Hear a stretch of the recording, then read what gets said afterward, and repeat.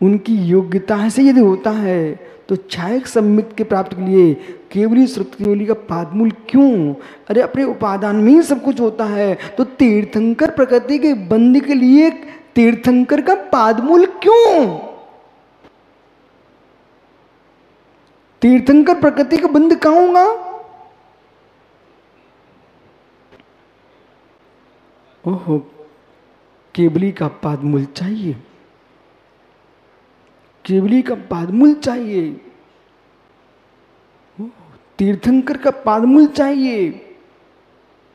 बिना तीर्थंकर के पादमूल के तीर्थंकर प्रकृति का बंध नहीं होता। 16 कामना भावना भाएगा जीव, पर कहां भाएगा? तीर्थंकर के पादमूल में भाएगा। ओह मित्र, आप छायक सम्मित की बात करेंगे, तीर्थंकर प्रकृति के बंध की बात कर रहे हो। जीव छायक सम्मित प्राप्त करता है केवल ईश्वर केवल की पादमूल में। तीर्थंकर प्रकृति के बंध के लिए उसको तीर्थंकर का पादमूल चाहिए। स्वयं का पादमूल भी काम कर सकता है। जो स्वयं जीव छायक सम्मित प्राप्त करेगा तो उसके लिए स्वयं का भी पादमूल काम में आ सकता है, जो तीर्थंकर प्रकृति के बंधक है। तो केवली सत्केवली चाहिए आपको। ये पुण्य प्रकृतियों का बंध ऐसे नहीं होता। अब प्रश्न है, जब ये सब कुछ चाहिए पड़ेगा तो वह उपादान क्या कर रहा है? उपादान कर रहा है इसलिए निमित्त बन रहे हैं। उपादान नहीं करता होता तो निमित्त भी नहीं बनते। तो यह हम उपादानाधीन होने की बात नहीं कर रहे हैं, निमित्ताधीन होने की बात नहीं कर रहे हैं। आप तो इतना बोलना सीख लो, योग्य उपादान के साथ योग्य निमित्त चाहिए, और कुछ निमित्त आपको ग्रहण करना पड़ता है और कुछ निमित्त आपको उपस्थित मिलता है। ये 2 शब्द सीख लीजिए। जो एक शब्द चलता ना, निमित्त उपस्थित हो जाता है, नहीं, कुछ निमित्त को उपस्थित करना पड़ता है और कुछ निमित्त आपको प्राप्त हो जाता है और कुछ आपको ग्रहण करना पड़ता है। इसलिए निमित्त भी आपको चाहिए ही चाहिए। उपादान को बदलने की क्षमता निमित्तों में है, ये भी स्वीकार करना पड़ेगा, अन्यथा तीर्थंकरों के अतिशय का अभाव हो जाएगा। पुराण ग्रंथों में आपने पढ़ा है, वे सब झूठे हैं ना? पुराण ग्रंथ सब झूठे हैं ना? आपने पुराणों में पढ़ा हुआ है कि रिद्धिधारी मुनिराज आए, नगर में प्रवेश किए, सूखे सरोवर भर गए और सूखे वृक्ष हरे भरे हो गए। ये सब लिखा कि नहीं शास्त्रों में? तीर्थंकर के अस्यों में कितनी सारी व्याख्या लिखी कि नहीं लिखी आगम में? इसलिए ध्यान रखो, पुण्यात्मा जीव के नियोग से पापियों को भी सुख मिलता है। ये भूल मत कर लेना, पुण्यात्मा जीव के नियोग से पापियों को भी सुख मिलता है। तीर्थंकर के जन्म होने पर नरक के नारकी को भी शांति की श्वास मिलती है। घर में कोई मान सम्मान वाला पुरुष आया है तो दुख हल्का हो जाता है। जिसे तुम बहुत चाहते ना, वो तुम्हारे सामने आ जाए, तुम्हारे तनाव में बैठे थे, समय तो पता नहीं कहाँ चला गया।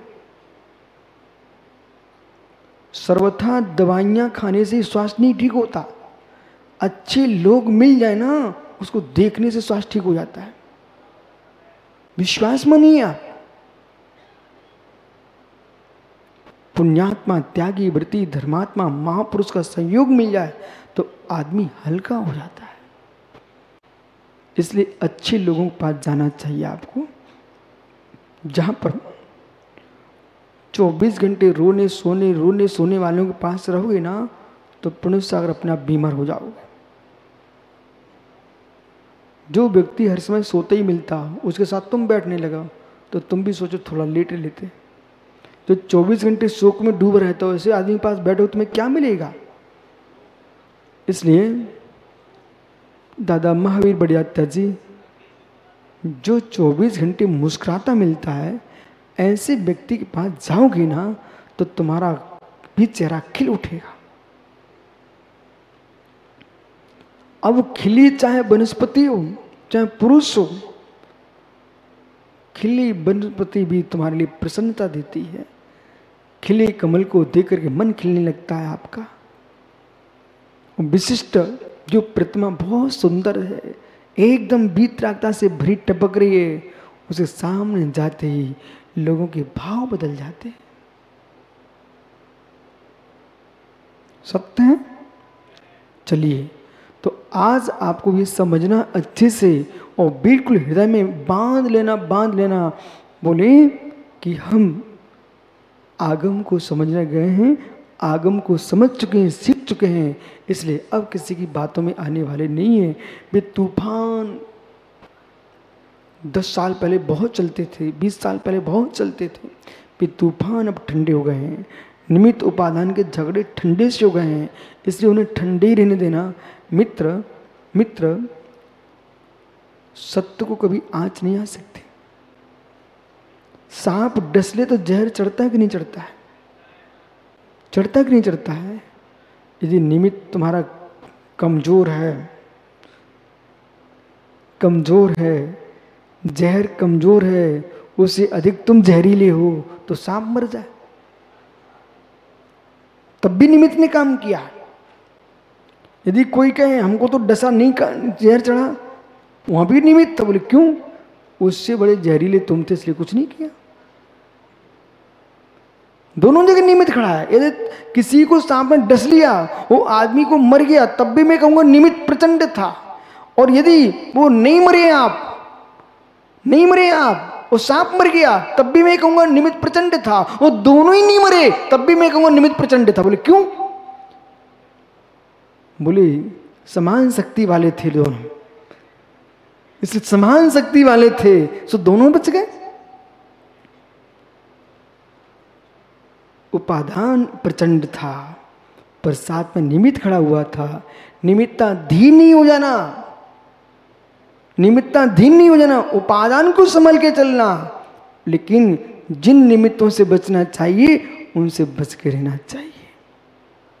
संसार की सारी क्रियाओं में तुमको निमित्त दिखाई देता है, और मोक्ष मार्ग की बात होती है, निमित्त तुम भगा देते हो। मेरे मित्र, ये मूलाचार की हत्या करना है। इसलिए जितने वक्ता हैं, दीक्षितों अदीक्षितों, इन्हें ताले की बाही नहीं होना चाहिए, इन्हें मोक्ष मार्ग का ताला खोलना चाहिए। समझ रहे ना भैया? सुनो, एक बड़ा रहस्य है।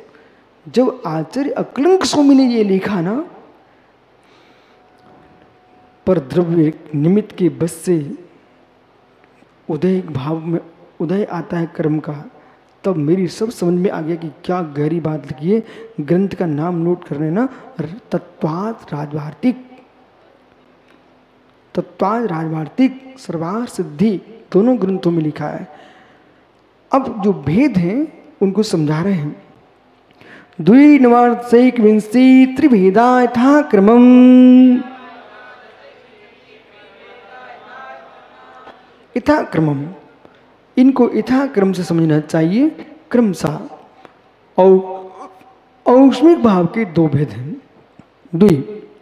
छायिक भाव के 9 भेद हैं, क्षौष्मिक भाव के अष्टादशिक 18 भेद हैं, औदिक भाव के 21 भेद हैं, और पारणामिक भाव के 3 भेद हैं। सम्यक चारित्र्य, औष्मिक भाव के 2 भेद हैं, औष्मिक सम्यक और औष्मिक चारित्र। जो दर्शन मोहिनी कर्म की प्रकृतियां हैं, उनके उपशमन से औष्मिक सम्यक प्रकट होता है। वो चारित्र मोहिनी कर्म की प्रकृतियां हैं, उनके उपशमन से औष्मिक चारित्र प्रकट होता है। ये भावों की दशा कैसी है? जैसे कि एक पानी मिट्टी से मिला हुआ है, उस मिट्टी मिले पानी में आपने फिटकरी डाल दिए तो मिट्टी दब गई, ठीक है? तो मिट्टी दबी, लेकिन पूर्ण रूप से नहीं दबी। अब सुनना ध्यान से, मिश्र भाव में, छायिक भाव में, उपशम भाव में अंतर। जो पानी मिट्टी से मिला हुआ था, उसमें आपने फिटकरी डाली, कुछ मिट्टी दब गई, कुछ उठी हुई है, यह छौक्ष्मिक भाव। यह छौक्ष्मिक भाव सर्वघाती प्रकृतियों उद्याभावित है। उन्हीं का सदवस्था रूप उपशम और देशघाती प्रकृति के उदय होने पर जो जीव के भावों की दशा है उसका नाम छौक्ष्मिक भाव है। आपने फिटकरी अच्छे से डाल दिए और पूरी मिट्टी नीचे दब गई, बिल्कुल ऊपर नहीं है, यह औक्ष्मिक भाव, परंतु अभाव नहीं है, मिट्टी का दबी हुई है। आपने धीरे से उस मिट्टी को दब जाने पर दूसरे बर्तन में पानी को निकाल लिया। अब तुम कितनी हिलाते रहना, मिट्टी तो उस दूसरे बर्तन में रह चुकी है, पानी स्वच्छ का स्वच्छ रहेगा। ऐसे ही जो मोहिनी करी, चारित्र मुनि की, दर्शन मुनि की जो भी प्रकृतियां हैं उनको पूर्ण अभाव कर देना, इसका नाम है क्षयिक भाव। ये क्या है? क्षयिक भाव। तो ये छौक्ष्मिक भाव है। ये छौक्ष्मिक जो भाव है, एक कसाय नो कसाय परिणामों को दबा देना, ये औक्ष्मिक भाव है। वर्तमान में सर्वाधिक जीव छौक्ष्मिक है। कौन है? छौक्ष्मिक है सर्वाधिक जीव। कदाचित देखो, आप सभी को बुरा तो नहीं लग रही मेरी बातें? माता बुरी तो नहीं लग रही है आपको? यदि बुरी नहीं लग रही है तो आज समझ में आना चाहिए कि आपको उसके अनुकूल जीना चाहिए। अब देखो, मैं आपको बताऊं, कोई व्यक्ति, उसके पास दर्पण नहीं था, ठीक है, सुनाई पड़ रहा ना सबको? किसी के पास दर्पण नहीं था, और जब दर्पण नहीं था उसने क्या किया, बाल्टी में पानी रखा हुआ था, स्थिर हो गया, उसमें चेहरा देख रहा था, ठीक है। वो चेहरा देख करके अपने बालों के बिखरे बालों को ठीक कर रहा था। वो तो अपने बालों को ठीक कर रहा था। इसी बीच में कोई अनाड़ी पुरुष गया, उसने पत्थर फेंक दिया, तो क्या होगा? जो बेचारा चेहरा देख रहा था, बाल ठीक कर रहा था, उसको तुमने उसके भंग की कि नहीं किया? ऐसी माताओं, एक अंदर की बात मैं आपको क्लियर स्पष्ट बता रहा हूं। कोई साधक है, उसके पास आज केवल ज्ञान का दर्पण नहीं है, कोई मुर्दास है, उन पर दया करो आप लोग। श्राप को त्यागी है, उनके पास केवल ज्ञान का दर्पण नहीं है। वे मतिश्रुत ज्ञान के पानी की बाल्टी में अपना चेहरा देख रहे थे और अपने भावों को संभाल रहे थे, भावों को संभाल रहे थे। जैसे बाल्टी में पत्थर पटकने पर बाल संभालने वाले को दिखना बंद हो गया, ऐसे ही आपने वहाँ अपना चेहरा जाके दिखा दिया। हे मित्र, उसे मानिए आप कि आपने उस जीव के साथ महान महान बहुत बड़ा पत्थर पटक दिया है कि तुम्हारा चेहरा देख करके किसी के भाव बिगड़ने लग गए, तो विश्वास मानिए हमने उस बेचारे के साथ बड़ा घात कर दिया। इसलिए अपन को मर्यादा में रहना, मर्यादा में जीना है। जो माताओं से कह रहे वही आपसे कह रहा हूं। आरका माता तुम्हारे गांव में आए तो मर्यादा में रहना। 24 घंटे कमरे में रहने की जरूरत आपको नहीं है। ये भावों की दशा है, परिणामों की दशा है। शास्त्र को तो आप 2 मिनट में पढ़ के रख दोगे, लेकिन विषय समझो ना। इसलिए जो औक्सिक परिणाम चल रहे थे उनको दबा के रखा हुआ था, उन्हें तुम उद्घाटित मत कर देना, उद्घाटित मत कर देना। जब शरद ऋतु आती है तो तालाब का पानी भी स्वच्छ हो जाता है, मालूम? सुब्रत सागर देखा? शरद ऋतु में आयुर्वेद शास्त्र में लिखा है कि तालाब का पानी बहुत उपयोगी होता है, बराबर। ग्रीष्म काल में नदियों का पानी पी सकते हो आप, बरसात में नदियों का पानी नहीं पीना चाहिए, कुएं का ही पीना चाहिए। शरद ऋतु में सरोवर का पानी पी सकते हो क्योंकि स्वच्छ होता है। लेकिन इतना स्वच्छ, मालूम, मैंने देखा अपनी आंखों से, आपने भी देखा होगा, जैसे कांच की सतह पर पानी पड़ा हो, ऐसे सरोवर में शरद ऋतु में तालाब का पानी ऐसे देखो बिल्कुल बिल्कुल कांच जैसा स्वच्छ दिखता है। लेकिन किसके लिए? समझदार के लिए। कहीं भैंसा घुस जाए तो, कहीं भैंसा घुस जाए तो, कितनी स्वच्छ सरोवर हो, शरद ऋतु का तालाब का सरोवर का पानी, और भैंसा घुस जाए तो तुरंत मचा देता, गंदा कर देता है, लघु शंका करेगा, लोरेगा, पूरा मचा देगा।